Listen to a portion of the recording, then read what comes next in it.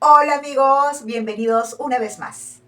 Esta vez les traigo una reseña de este libro que me pareció demasiado interesante.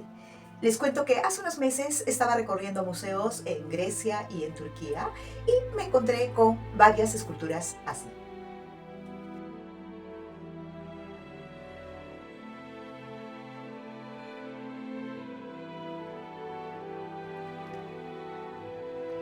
Me estaba preguntando qué les habría pasado, y cuando ya estaba por creer que la causa sería el paso del tiempo, o peor aún, algún turista irresponsable, me topé con este libro que dice que los cristianos de los primeros años fueron los que destruyeron muchas, pero muchas estatuas griegas, porque estaban seguros que en ellas habitaba el demonio.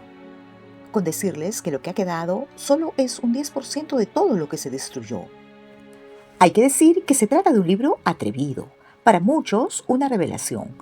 En otros tiempos nadie se hubiera atrevido a sostener una cosa así. Eso es señal de que los tiempos van cambiando y la gente va perdiendo el miedo a decir lo que sabe en voz alta. Catherine Nixie, su autora, estudió historia clásica en Cambridge y se dedicó por muchos años a la docencia, antes de inclinarse por el periodismo. Este es su primer libro y sí, bien jugado, eligió un buen tema, polémico, como hacen todos los que buscan entrar con todo y asegurarse altos niveles de lectoría. Bueno, este libro lo ha logrado. Tiene un récord de ventas, ha ganado un premio al mejor libro sobre humanidades del año 2018. El libro es sumamente interesante, a pesar de que no es una novela, ni tiene protagonistas, ni diálogos, es muy fácil de leer. Se trata de una investigación con mucha información comprobable y claro que se llega a sentir la subjetividad de su autora, que en una entrevista se autodefinió como atea. Este libro describe con mucho detalle la historia y los sufrimientos de aquellos a quienes la cristiandad abatió en su dominio del mundo occidental.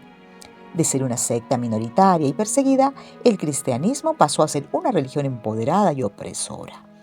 En los primeros tiempos, la Iglesia se impuso la tarea de destruir la cultura grecorromana como si de una guerra santa se tratara. Era el bien combatiendo contra el mal. Eran héroes luchando contra las tinieblas. Los cristianos se movían en hordas, ingresaban a los templos y arrasaban con todo a su paso, no solo en Grecia y Roma, sino en todos los lugares que abarcó el Imperio Romano. Durante los siglos IV y V, la Iglesia cristiana demolió, destrozó y fundió una cantidad de obras de arte simplemente asombrosas. Se derribaron las estatuas clásicas de sus pedestales, se desfiguraron, profanaron y desmembraron sus partes.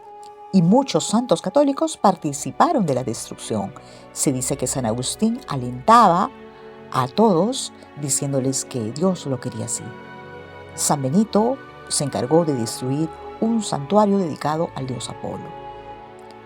Las estatuas que habían permanecido en pie durante medio milenio eran mutiladas en un momento. Templos que habían visto el auge del Imperio Romano caían en un solo día. Primero destruían las imágenes y luego, en los mismos lugares, se fundaban iglesias cristianas. Eso me recuerda que los españoles hicieron lo mismo en América Latina. Colocaron iglesias católicas en los mismos lugares donde antes hubo lugares de adoración, en el caso de Perú, al dios Sol de los incas y otras deidades de las culturas preincaicas. Que quede claro que al decir esto no estamos responsabilizando a los españoles de hoy y tampoco a los de antes. Se entiende que los que lo hicieron estaban convencidos de estar haciendo lo correcto, que esa era la única manera de borrar creencias paganas que no coincidían con el dogma católico. Otra cosa que también hicieron los primeros cristianos fue asaltar los lugares donde se reunían los filósofos, como la Academia de Platón en Atenas, la más grande y más famosa escuela de filosofía del mundo antiguo, quizás de toda la historia, una escuela que podía remontar su historia a casi un milenio atrás. La discusión sobre cuestiones religiosas en público pasó a considerarse una audacia maldita y estaba prohibida por ley. Cualquiera que hiciera sacrificios a los antiguos dioses podía ser ejecutado. En todo el imperio se habían asaltado templos antiguos y hermosos, se habían arrancado sus tejados, fundido sus tesoros y destrozado sus estatuas. Y para asegurarse de que las leyes se respeten, el gobierno empezó a emplear espías, funcionarios e informantes para que les contaran qué pasaba en las calles, en los mercados y tras las puertas de los hogares. Se anunció que cualquiera que no hubiera sido bautizado aún tenía que dar un paso al frente y darlo a conocer de inmediato o enfrentarse al exilio. Y si alguien se hacía bautizar y luego volvía a sus viejas creencias paganas, podía ser ejecutado. Así las cosas, la mayoría tuvo que convertirse.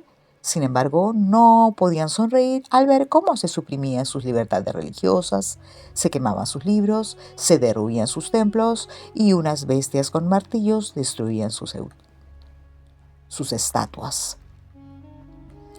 Para los griegos esta nueva situación, este atropello a su vida y sus costumbres tuvo que ser muy duro. La película Hipatia grafica bastante bien esta situación. Fanáticos religiosos quemaron los libros de la Biblioteca de Alejandría, la más grande de toda la antigüedad. Solo un 1% de la literatura latina sobrevivió. El 99% se perdió. ¿Se imaginan? En lo que falla la película es en cómo fue asesinada Hipatia. No solo fue lapidada, le arrancaron la piel con pedazos de cerámica, aún viva le arrancaron los ojos, la despedazaron y la quemaron. Toda esta información nos habla de una de las mayores destrucciones de arte que ha conocido la humanidad, pero es el pasado. No se puede llorar sobre la leche derramada. No hay indignación, solo una inmensa pena por lo que se perdió y por lo que el fanatismo puede llegar a causar. Llegamos a la conclusión de que todo en la vida obedece a etapas. Se nace y se muere.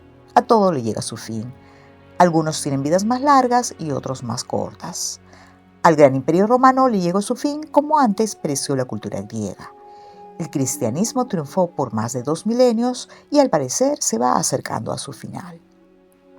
En la última etapa es cuando las culturas, los reinos y las religiones pierden su significado, se van quedando en lo literal, se repiten ritos sin saber por qué se hacen. Es como si se quedaran solo con la cáscara. A lo mejor así tenía que ser, debió ser que la religión romana ya estaba moribunda mucho antes de que la cruz apareciera en el cielo. Bueno, amigos, les recomiendo mucho la lectura de este libro. Espero que los lleve a la reflexión y que me comenten lo que piensen. Mi intención no es agraviar a la Iglesia Católica en la que la mayoría hemos crecido. Creemos que el catolicismo cumple un rol. Hay que detenernos a pensar por un momento en cómo hubiera sido la vida sin religión. A lo mejor más caótica y salvaje, o a lo mejor no. Eso es algo que nunca vamos a saber. Bueno, por ahora me despido. Será hasta otro libro. Que estén muy bien. Chao.